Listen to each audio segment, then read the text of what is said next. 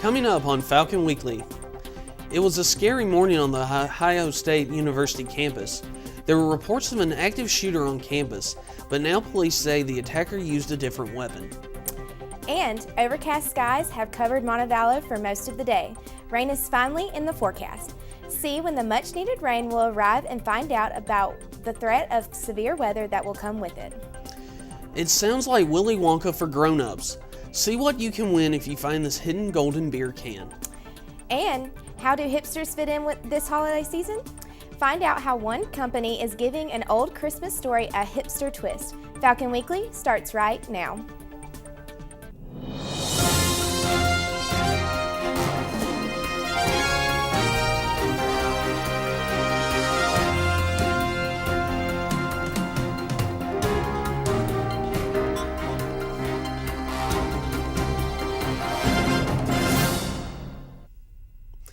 Hello and welcome to Falcon Weekly. I'm Zach Miller. And I'm Hope Finley. Thanks so much for joining us for our final newscast of 2016.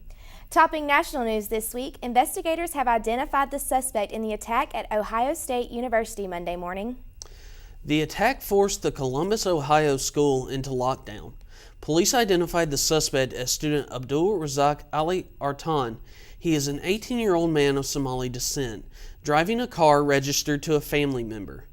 9 people were injured and taken to the hospital. One of them is in critical condition. Kim Hutcherson has the latest. Monday morning at Ohio State University in Columbus, the warning came. Active shooter on campus. Run, hide, fight. The campus went on lockdown as police and SWAT teams rushed to the scene. Students and employees sheltered in dorms and classrooms, blocking the doors with whatever they could find. They distributed images of what they saw on social media and spoke to news organizations from their hiding places. It's very hectic here right now. There's like 40 cop cars. Everyone's very frantic, and all the SWAT teams are getting together, and cops are still pulling up. Before noon, the shelter-in-place alert was lifted. Witnesses began recounting what they saw. It's not supposed to happen. Sorry. We barricaded ourselves in our rooms like we were taught. Turned off our lights, and just hunkered down. And authorities started piecing together details of what happened. A male suspect drove a vehicle, struck pedestrians. He exited the vehicle and used a butcher knife to start cutting pedestrians. Our officers was on scene in less than a minute, and he ended the situation less than a minute. He engaged the suspect, and he eliminated the threat. The suspect is DOA. Now, officials are trying to determine a motive for the horrific attack. I'm Kim Hutcherson reporting. While investigators now say the attacker used a knife, Ohio State initially reported an active shooter on campus. Here at Montevallo, UMPD has released the following safety guidelines in the event of an active shooter or attacker on our campus. Students, faculty, and staff should first call 911. UMPD says you should then try to safely escape the area. If you can't escape, lock and barricade the doors to the room you're in. You should also turn off the lights and silence your phones. If the attacker makes into the room you're in, fight back as a last resort. Otherwise, remain in place until authorities tell you to leave. Turning to the weather, much-needed rain is headed to our state. According to the Birmingham Weather blog, this will be the most significant rain event for Alabama since the summer. Unfortunately, it comes with the risk of strong to severe thunderstorms. Most of the northwest corner of Alabama has received rain this morning, while central Alabama has had partly cloudy skies and gusty winds. There is a limited threat of severe weather, including wind gusts up to 60 miles per hour and a brief tornado Monday night. Another round of severe storms is possible Tuesday night into Wednesday morning. The main threat area will be southeast of Jasper near Carrollton. Weather officials say damaging winds, a brief tornado, and quarter-size hail may occur. The storms will bring several inches of beneficial rainfall to the state. Southern areas may see 1 to 2 inches of rain, while northern spots will have the potential of 2 to 3.5 inches. The Montevallo area could see around 2 inches of rain. According to the Birmingham Weather blog, the latest data from the U.S. Drought Monitor for the state of Alabama shows that 97% of the state is classified under a severe drought conditions. A drought emergency is still in effect, banning any outdoor burning for all counties in the state. Turning to international news, former Cuban dictator Fidel Castro died this weekend after battling illness for years, and Cuba is in mourning. Scott McLean is in Havana with the latest. Tyrant, dictator, revolutionary. Fidel Castro was many things to many people. The 90-year-old former Cuban president died over the weekend, leaving his country, at least officially, in mourning. At 9 a.m., a 21-gun salute honoring the former president, the first of many public displays across the island. Castro hadn't held power since 2008 when sickness forced him to transfer power to his brother Raul. But his passing undoubtedly marks the end of an important chapter in Cuban history and leaves many Cubans wondering what might change without the man who led the nation's revolution. Many Cuban exiles in Miami cheered Fidel Castro's death, so many whose families were forever separated. They hope it leads to a brighter future on the island. We are celebrating the future freedom of Cuba because we believe that after this moment, many things are going to change in Cuba. But in Havana, no one is celebrating. On Saturday, students at the University of Havana, where Castro once studied, chanted, "I am Fidel," in honor of his death. He was not only an example to Cuba, he was an example to America Latina, and I believe that he was an example to the entire world. Castro was cremated on Saturday. Mourners began paying their respects Monday morning, lining up in Havana's Revolutionary Square. Castro's ashes will stay at the Ministry of Defense until Wednesday before they're taken east to Santiago de Cuba, where his funeral and burial will take place. In consumer headlines, Cyber Monday is here and shoppers are hopping online to take advantage of huge discounts. Consumers have already spent $540 million between midnight and 10 a.m. today. That's according to Adobe. The company expects Cyber Monday sales to hit $3.36 billion. Amazon rolled out more than 75,000 sales starting today. The deals will continue throughout the week on a variety of products, including toys, electronics, video games, and books. Electronics tend to be big sellers on Cyber Monday, but Amazon says so far this holiday season the most watched deal has been the Mermaid Tail blanket. So far, the most popular electronic purchases include the Sony PS4, Microsoft Xbox, Samsung 4K TVs, Apple iPads, and the Amazon Fire. Toys like Lego sets, Shopkins, and Nerf Barbie products are also hot ticket items. The National Retail Federation says more than 154 million people shopped in stores and online over the Black Friday weekend. That's 3 million more shoppers than last year, but consumers spent about $10 less than they did in 2015. Last year's average was about $300 per person compared to $290 this year. The Retail Federation attributes the drop to more discounts being available to consumers. The bottom line, according to the group, is that this weekend was strong for retailers, but even better for consumers. Holiday shopping takes a political turn on Amazon. A Make America Great Again hat ornament was being sold on Amazon. It's now listed as currently unavailable. The ornament is a spin on the hat Donald Trump often wore during his presidential campaign. Not surprisingly, the reviews on Amazon have been more of a sounding board for critics of the president-elect. One user who gave the product a 5-star rating said it made my Christmas tree great again. But most reviews are negative, and the ornament currently has a 1.6 star rating. While Amazon is no longer selling the ornament, it's available from other sellers, and it's not cheap. Most are listed for more than $200 a piece. Toyota is recalling more than 700,000 Sienna minivans in the U.S. The recall affects models made between 2011 and 2016. The company says that there is a problem with the latch and that the van's sliding doors could open while it's moving. Toyota officials haven't confirmed if the malfunction has caused any injuries or deaths. The car maker says it will notify owners of the problem in mid-January. The man accused of shooting up a Charleston, South Carolina church in the hopes of starting a race war will be allowed to represent himself in court. Friday, a judge found Dylan Roof competent to stand trial for the murders of 9 African-American worshipers. The jury selected for the trial resumed today. Authorities say Roof opened fire inside of Mother Emanuel AME Church in June of 2015. His trial was supposed to begin November 7th, but was delayed so that Roof could undergo a competency evaluation. Roof faces 33 federal charges, and prosecutors say that they will seek the death penalty.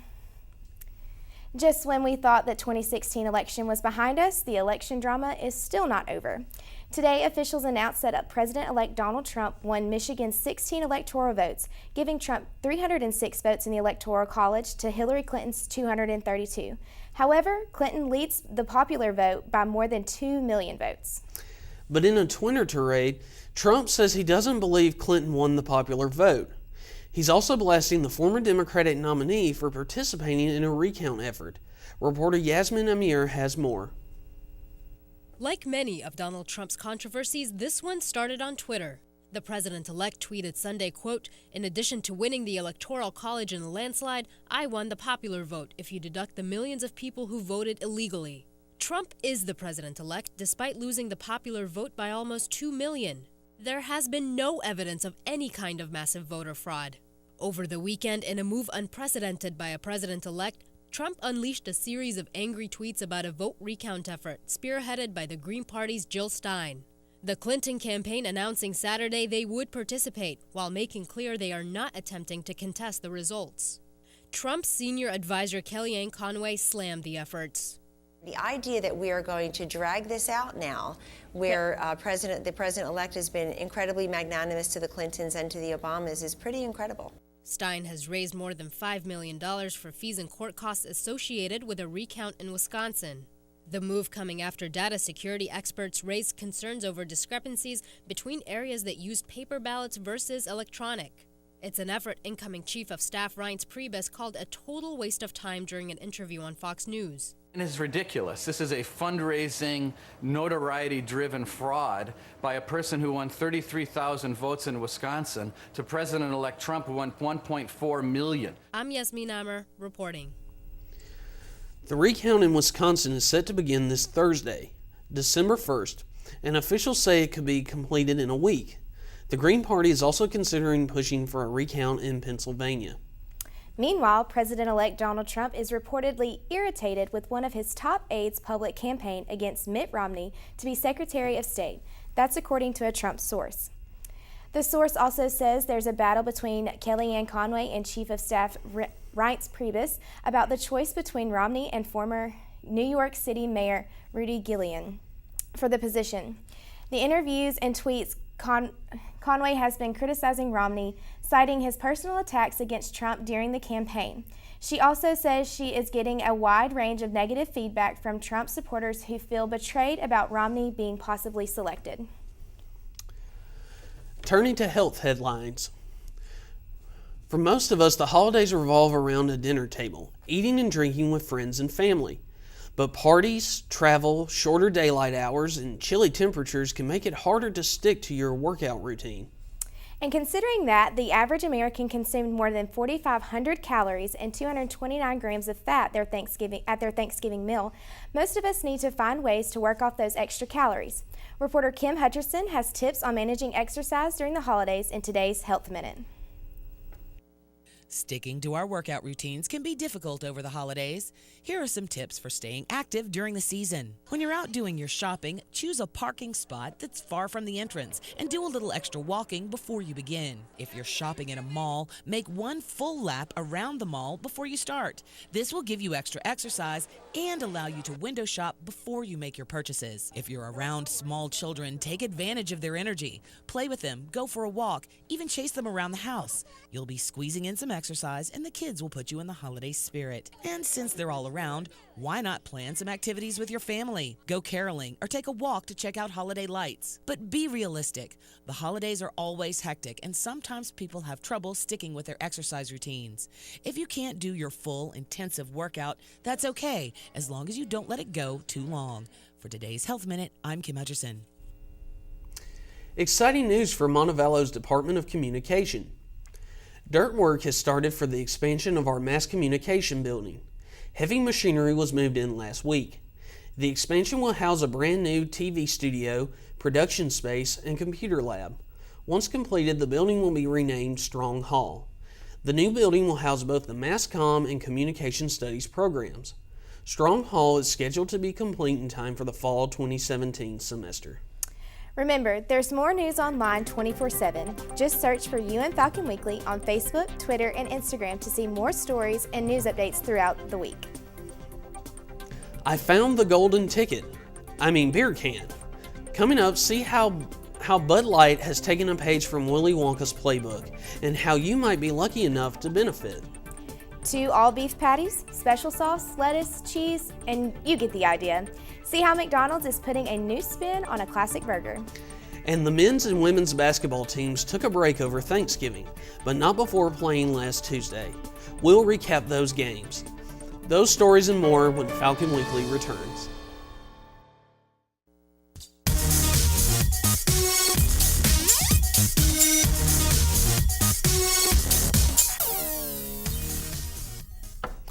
Welcome back to Falcon Weekly. Now it's time to take a look at some trending stories. Joining us for the buzz are Amalia Courtwright and Corey Graffia. So what have you got for us today, Amalia? It's like Willy Wonka, except with football and beer. Bud Light is offering one lucky fan Super Bowl tickets for life. What you do? Find one of the 37,000 golden Bud Light cans being distributed across the country.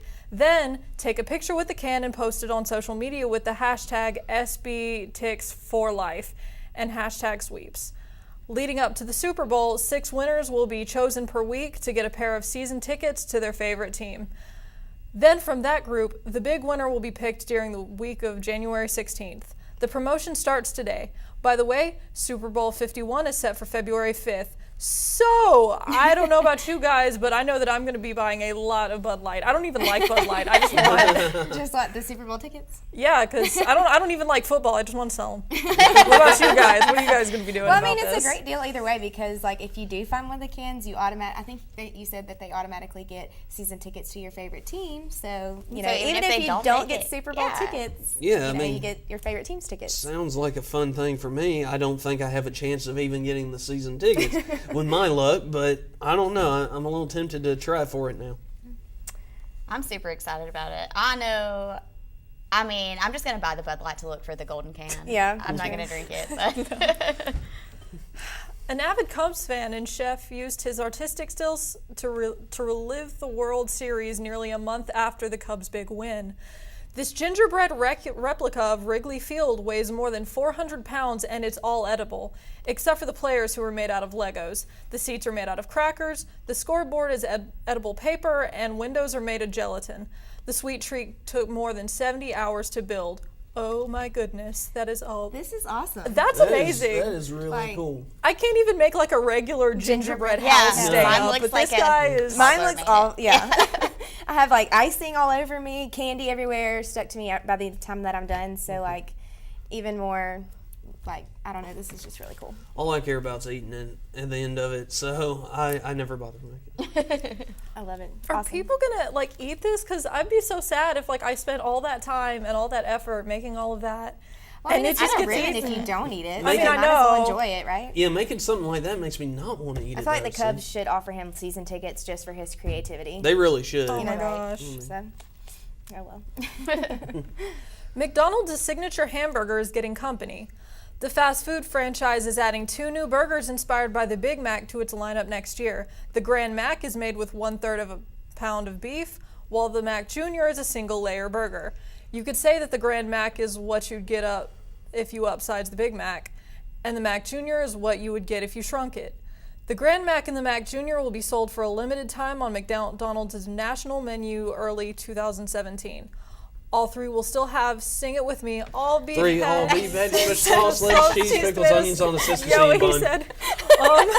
Sorry about that. So, are you guys actually going to eat this? I'm like excited about it because I really like Big Macs, but they're so big. So like the junior one, I can get behind that. I think the junior should be less messy. That's my only problem with the Big Mac because I love the Big Mac, but that double is messy. But that's a good point. I'm excited for anything with Big Mac sauce. So. It doesn't really affect me or faze me because I don't eat Big Macs. Like if I'm going to McDonald's, I'm getting me some nuggets. Like. Yes, 10 count all the way. And a large sweet tea. I've never had a Big Mac in my life. I don't plan to start anytime soon. Me either. No, so I just kind of think this is one of those like ploys McDonald's is doing to stay in business, but that's just me. Hey, it's the perfect time to start. Anyways, a classic Christmas staple has been reimagined to reflect present-day society. The hipster nativity set recently made its debut this holiday season after a group of friends came up with the idea over a few rounds of beer and founded the single product company, Modern Nativity. The satirical Christmas decoration still features most of the characters in the biblical nativity story, but also refers to modern day technology like segways and smartphones. The Modern Nativity co-founder Casey Wright said reactions to the nativity scene have either been incredibly positive or negative, but nothing between the two extremes. The 10-piece set is made entirely of plastic and is available on modernnativity.com for $130. My $130? Catholic grandmother is rolling over in her grave right now. I cannot imagine. Like, I'm not even religious, and I'm still like, wow, that's a little sacrilegious. That's just me. I don't know. What do you guys think? I mean, I think it's funny, because I mean, it does depict definitely all of our generation. Like, we constantly take selfies with duck lips, and Corey, we all know that you love Starbucks, so that would be me. definitely be you. Well, who hasn't ordered a package from Amazon? I don't go, running around like those guys, but I just think it's a big I just joke. noticed the gluten-free feed. That's hilarious. And the solar panels on the top of the manger there. Oh yeah, So, well, thanks, Amalia. Straight ahead on Falcon Fever, both UM basketball teams took the court last week before the Thanksgiving break. We'll recap both games. 2 Titans squared off this weekend. See how University of Alabama came away with the victory in this year's Iron Bowl. And see how 2 football rivals put their differences aside in the wake of today's attack at Ohio State. Falcon Fever is next.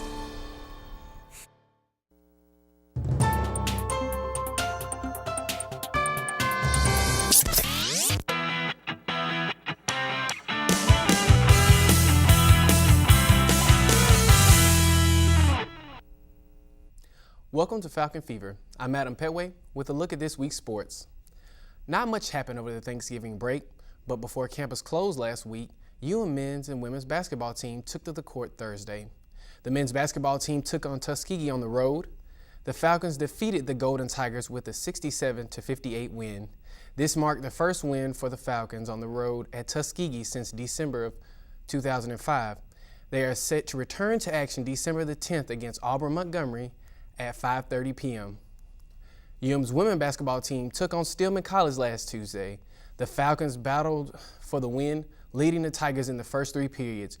Junior Haven Albright missed the three-pointer with 2.8 seconds remaining in the 4th period, was the Falcons' final chance to seal the deal and force the Tigers into overtime. Montevallo fell short with a 64-68 loss against Stillman College. The Falcons will be back in action today against Lyman Owens at 5:30 p.m. at the Trustmark Arena. Now turning to tennis, sophomore Elena Mutiano was regionally ranked after this conclusion of the fall season. Mutiano is ranked number 12 in the Intercollegiate Tennis Association NCAA Division II Southeast region. She is one of 16 players from the Peach Belt Conference regionally ranked. Mutiano and the rest of the Falcons will be back in action on February 3rd at the Christian Brothers University in Memphis, Tennessee. Alabama and Auburn met up Saturday in Tuscaloosa for the 81st Iron Bowl. Auburn struck first with a field goal, but Alabama answered back with a field goal and a touchdown. Heading into the locker room for halftime, Bama led by a score of 13-9. The Crimson Tide held the Tigers to the field goal during the second half and won the game with a score of 30-12. This is the 3rd consecutive year that the Tide has beat the Tigers in this matchup. Alabama has not allowed a touchdown in the entire month of November and hope to continue their streak when they play the Florida Gators this Saturday in the SEC championship game. In the wake of today's attack at Ohio State University, the school's rival Michigan State tweeted, "Stay safe, Buckeyes."